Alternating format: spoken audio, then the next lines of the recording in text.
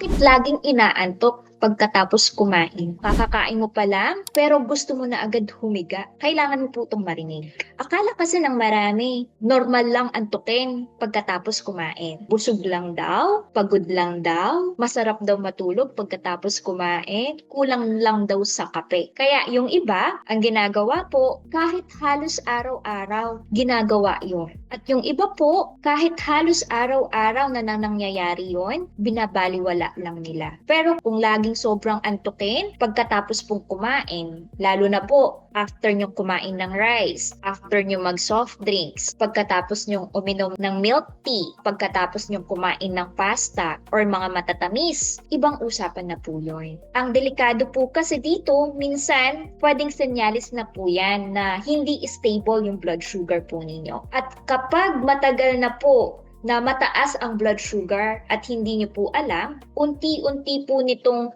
pwedeng maapektuhan yung inyong mga nerves, yung inyong kidneys, yung mga mata, no, yung puso, at yung blood vessels. So maraming tao po nalalaman lang na diabetic sila kapag huli na, pag may pagmamanhid na po, kapag lumalabo na po yung mga mata, kapag may kidney problem na, o kapag po mataas na yung risk sa stroke at heart attack. Kapag mataas po sa carbs at sa sugar yung kinakain po ninyo, mabilis po tumaas yung blood sugar. So maglalabas po ngayon yung katawan, no, yung pancreas ng insulin para ibaba po yung sugar sa dugo. Normal po yan, no? Pero kapag paulit-ulit na po na sobrang taas ang spike ng blood sugar, unti-unting nahihirapan ng katawan mo i-handle ng maayos. Kaya invest po na energize ka after kumain, bigla ka na lang aantukin. Bigla kang manghihina o kaya po tatamarin. Parang nag-spike po yung energy mo.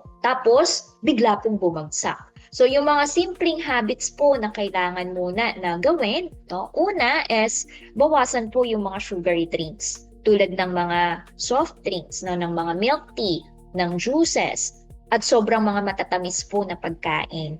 Yung pangalawa, dagdagan po ng protina yung mga meals po ninyo. Tulad po, kuha kayo ng protina sa isda, no? Sa chicken, sa nuts, may protein din po yan. Sa tofu, meron din po yan. No? Or sa mga beans, sa seeds, meron din po yan. Pangatlo, huwag puro rice or puro carbs yung meal po ninyo. No? Lagyan po ng gulay, ng protina at ng mga fiber-rich foods para po hindi sobrang bilis, no, yung taas ng sugar. At pang-apat, maglakad-lakad po kayo. Kahit 10 to 15 minutes pagkatapos kumain, malaking bagay na po yan para makatulong sa blood sugar control po ninyo. Pero, hindi ibig sabihin na kapag inaantok ka after kumain, diabetic ka na agad.